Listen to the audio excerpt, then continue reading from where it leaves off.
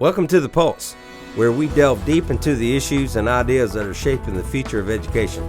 I'm your host, Rick Surrency, Superintendent of the Putnam County School District, and each week we'll be talking to teachers, administrators, and other experts in the field about the latest trends, best practices, and most pressing concerns in education.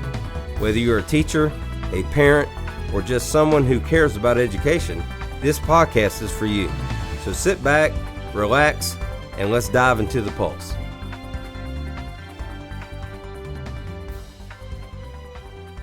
Welcome, this is Rick Surrency. I'm the superintendent of the Putnam County School District, and I'm very honored today to have three of my colleagues here, all from QI Roberts Junior Senior High School, and they're going to talk about what the year is going to be like at QI Roberts this year and some of the things that are going on with the Cambridge program and some other initiatives that are going on. And want to start off with the principal, Joe Theobold, and let Joe kind of introduce himself, and then we'll go to Kayla and Matt, and then we'll get into a couple of questions about what's happening. So, Joe, welcome. Thank you. Yes, I'll be starting my 6th year as the principal at QI Roberts, and I'm excited to be out there. It's an amazing school.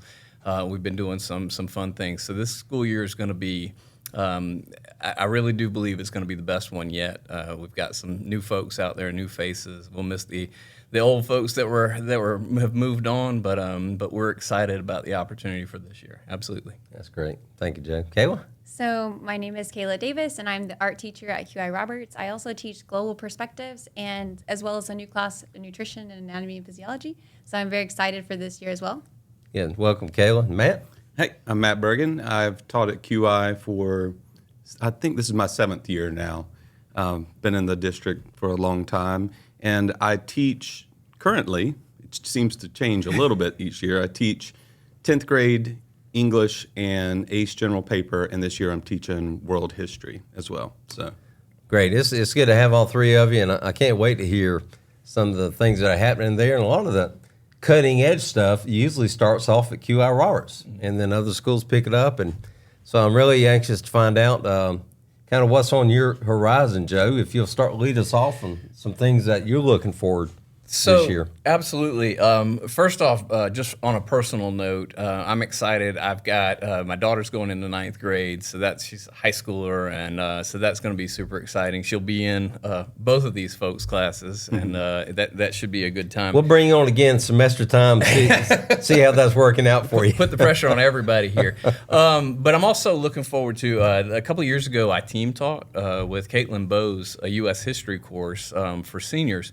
And I'm going to be teaching that by myself this year, just kind of jump back in. I had so much fun teaching the course, so just kind of jump back in instructionally, be back in touch with the things that actually matter to school, which is impacting students and their knowledge, and it's something that I miss, and I can't wait to do that.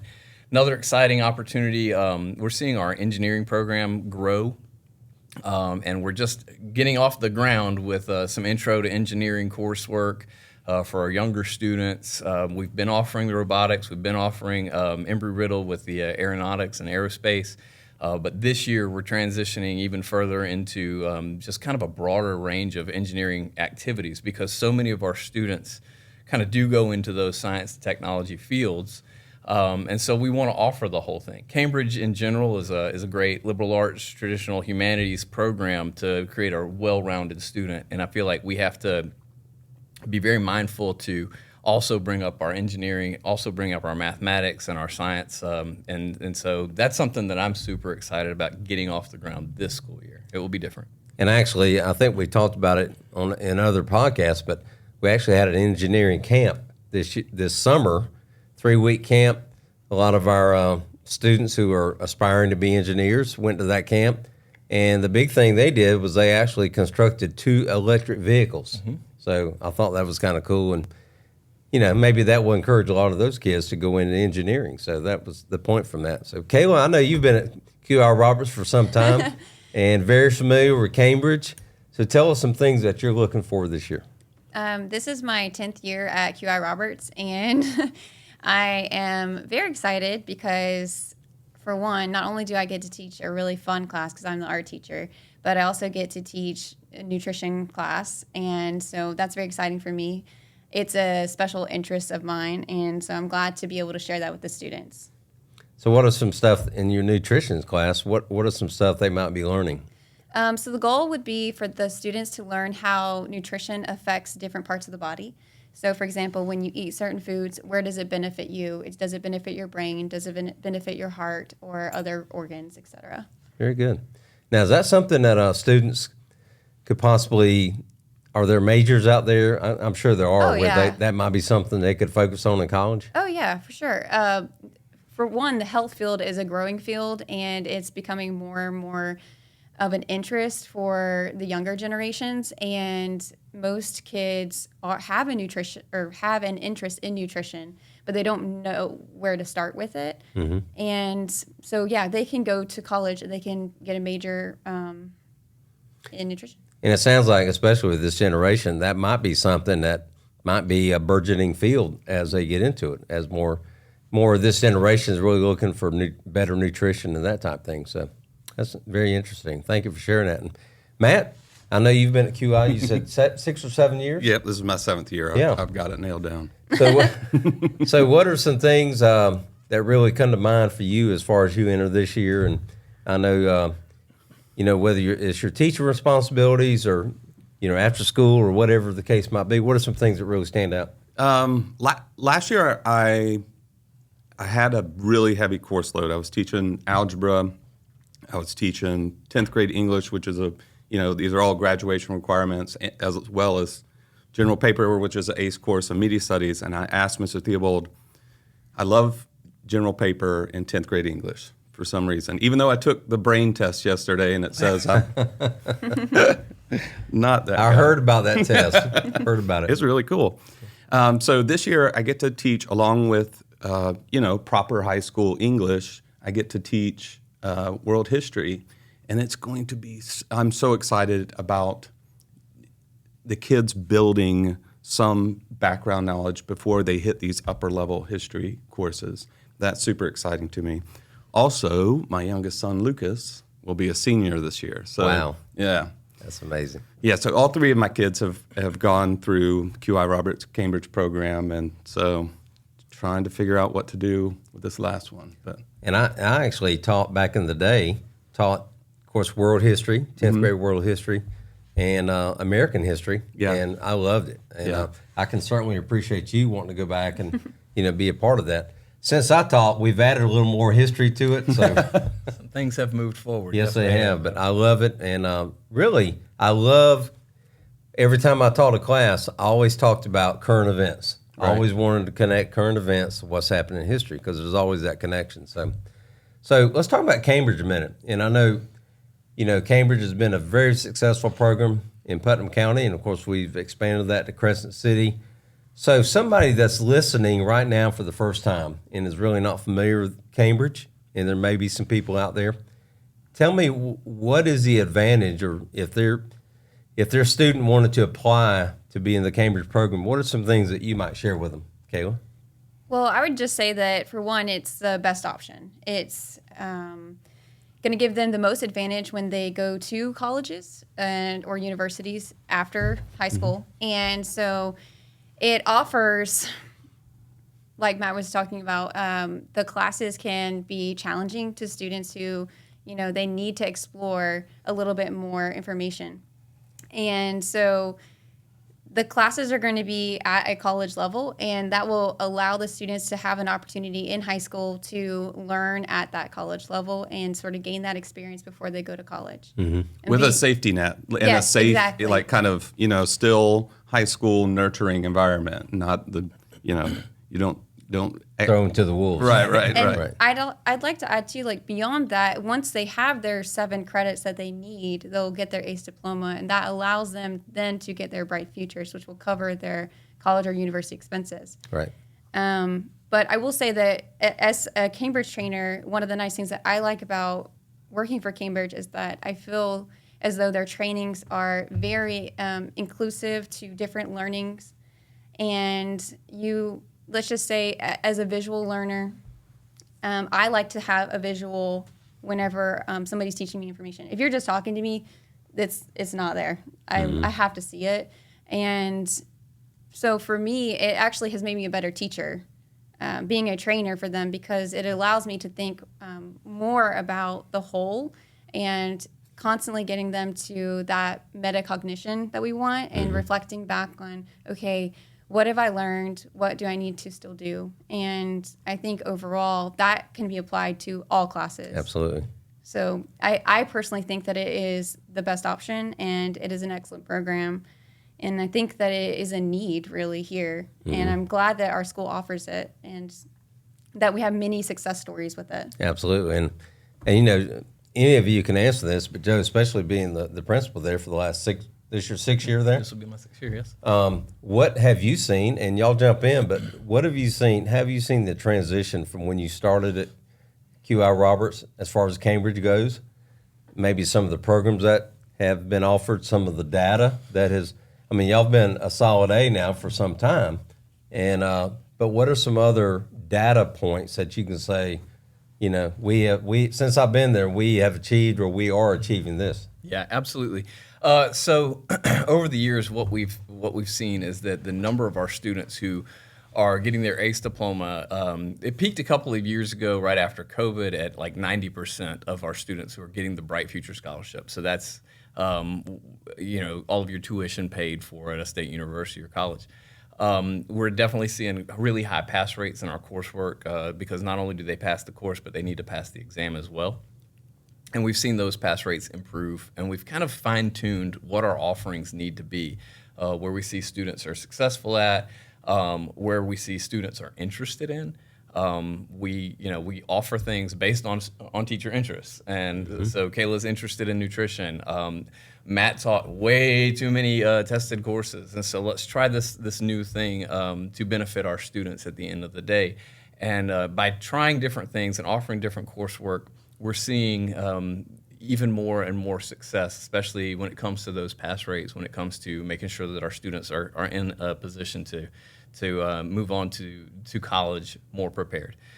Which brings me to another new thing that we'll be offering this year. I think we're going to be one of the only schools in the country that offers biblical studies, and I'm pretty positive we're the only one in Florida.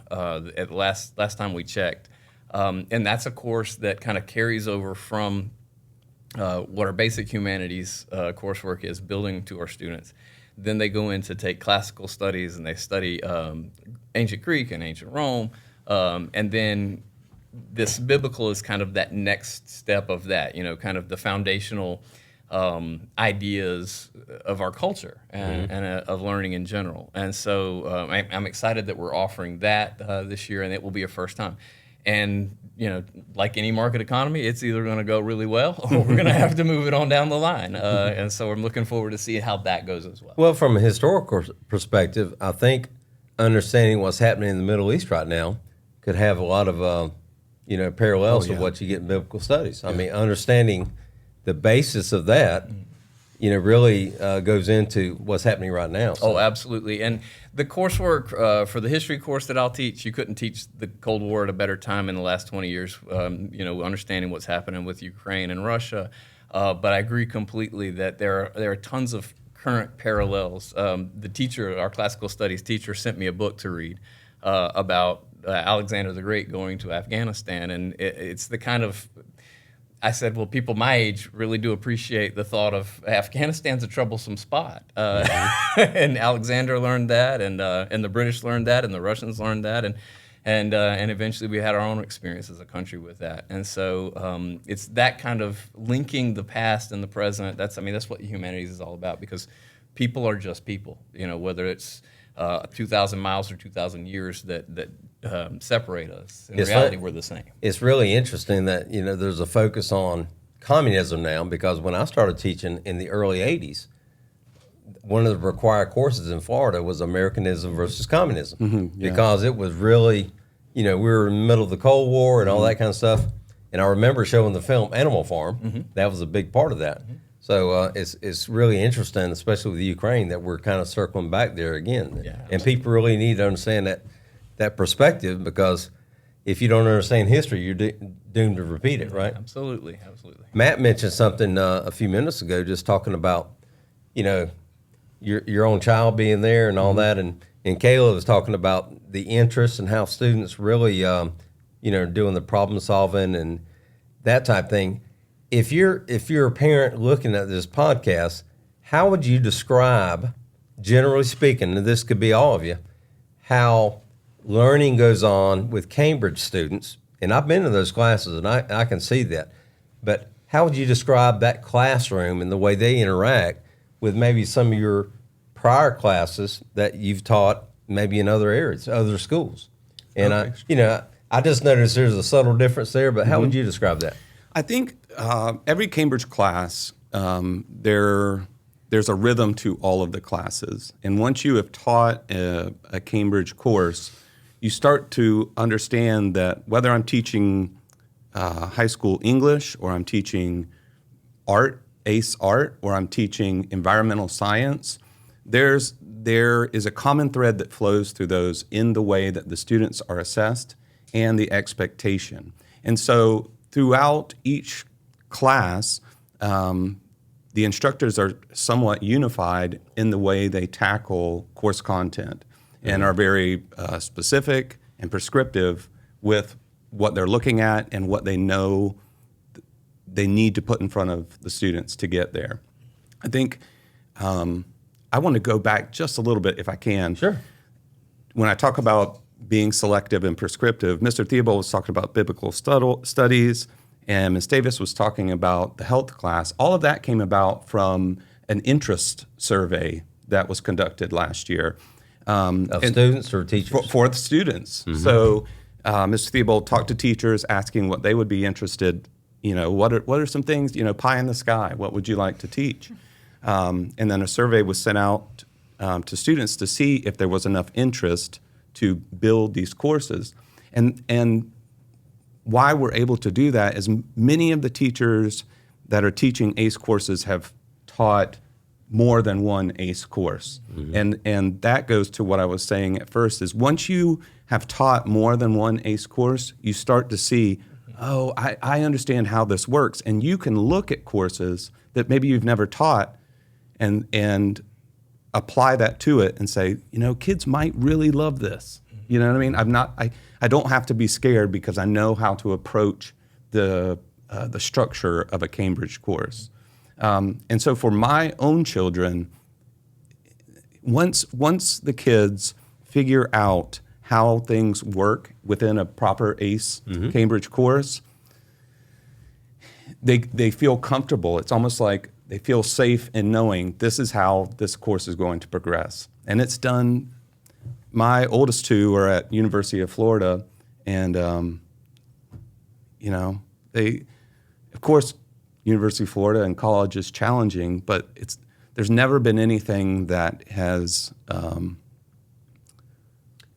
a huge stump or a block for them. Well, I think it's interesting. You said you use the analogy of a safety net. Right.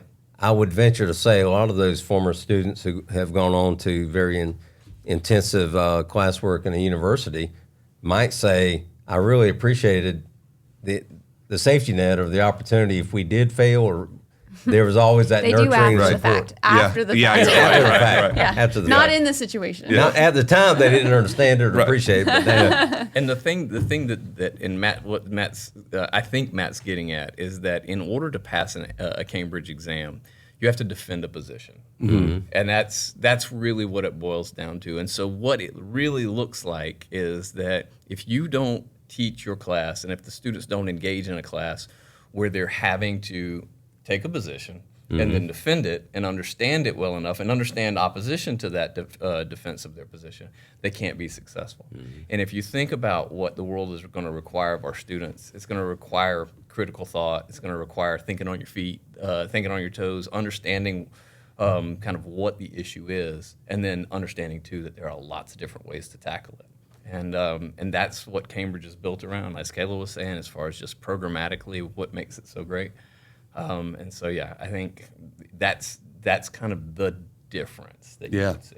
And I think, sorry. Yeah, I'm just saying in this environment, political environment, if you will, there's a lot of polarization. Yeah. And I don't want to get into politics, but I think to your point, I think students need to understand this is what I believe, this is what I hold true, I'm going to defend this because these are my values, not because somebody told me this is what I need Right. to do. And I think that critical thinking is more important now than ever. Yeah. So Go ahead. I was just going to say, interestingly, we offer global perspectives, and that class allows the students to learn about world issues from, like, as we've used before, a safe environment. We're that safe space for them to discuss these things. Now, are kids going to disagree with each other? Yes, because they come from families with different values.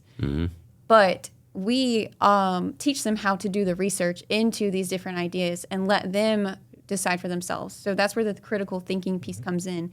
And it's in most of our courses for them to do this, for them to do the research, for them to investigate and to find solid sources and be able to represent their idea. So I think that if anything, if anybody's going to walk away with anything from Cambridge, they're at least going to be able to walk away and know how to research and form an opinion and have critical thought. Yeah. And, I've taught at the college level too, and especially educational leadership and those type courses. And, just talking about your vision for what a school should look like and so forth, you have to look at the data. You have to be able to base that on research, valid research, not just because that's the way you went to school. So it applies in all fields. I think we have to have the research. We have to be able to form an opinion based on valid research and whatever's out there. So you were going to say something, Matt. Even in the lower courses, though, like Global Perspectives is a beautiful course. I mean, my kids all enjoyed going through Global Perspectives. But even in our middle school courses, the kids are not allowed to talk around an issue. There has to be substance, like Mr. Theobold was saying. There has to be reasoning. There has to be something solid to that response. And I think that is one of the biggest things they get coming out of QI Roberts and graduating, is that's already been ingrained in them. They're not fluffing answers. They know how to dig down and find the root of what they're trying to say. And that's what we want them to be as adults. Yeah. So I think it's a great environment. So as we close today, what are some final thoughts about this year? Some things that we haven't touched on, or some things that you want to make sure our audience knows about? And it could be anything. It could be Power Hour. What are some new things? Tell us what Power Hour is. Sure, absolutely. Yeah, we can talk about that. Power Hour is an hour-long lunch period. Everybody in the school takes that hour from about 12:15 to about 1:15. The idea is that you take about half of it to eat, and you take the other half to get whatever academic support you might need, get outside and run around if you might need it, do some socializing if you might need it. The academic press on our kids is enough for them to maybe need a little 30-minute break where they can kind of take some time away from academics. Happens every day. It's a time where kids are kind of left to roam free, of course, supervised by adults. And I think it's a key to our success because as kids miss school or don't understand something that's happened, that is absolutely an opportunity for them to come back and take care of the business that they need to take care of. And again, as opposed to a lot of schools where you might have some after-school stuff going on, your after-school program is really in the middle of the day. Is that correct? Yeah, the restrictions around transportation being all the way out in Florida drives our clubs to meet during Power Hour. Our student government meets during Power Hour. Plus, a lot of our students play sports, and so they're off campus at practice right after going school. to the traditional high schools. And we want them to do that and be able to do that. So yeah, it's absolutely a key part of what we do in our school. Well, it's very unique, and I think it's a great way to do it. Kayla, any final thoughts from some things that we haven't talked about, that, not to put you on the spot? I have a question for you, actually. Oh. Okay. What was your favorite class when you were in school? When I was in high school? Oh, history by far. I mean, I love history. Good answer. Yeah. Of course, I majored in history too. But I love learning about, I love telling stories. And I think history is his story. And I just love hearing what people did in the past and how that shaped our current and shaped the future. So I didn't have to take a break to answer that either. I'm looking forward to hearing about your nutrition class. And I'm thinking y'all may do some cooking or mixing food or. So I don't have a kitchen, but I've made a little area in my room with a small refrigerator and a microwave and an air fryer. And I'm not sure what else I can add without getting into trouble. So maybe I'll bring one of those like electric pans or something. Yeah, induction. Yeah. plate or So something. I'm going to get creative. I just haven't got that far. Well, I can't wait to hear about it. So, Matt, final thoughts.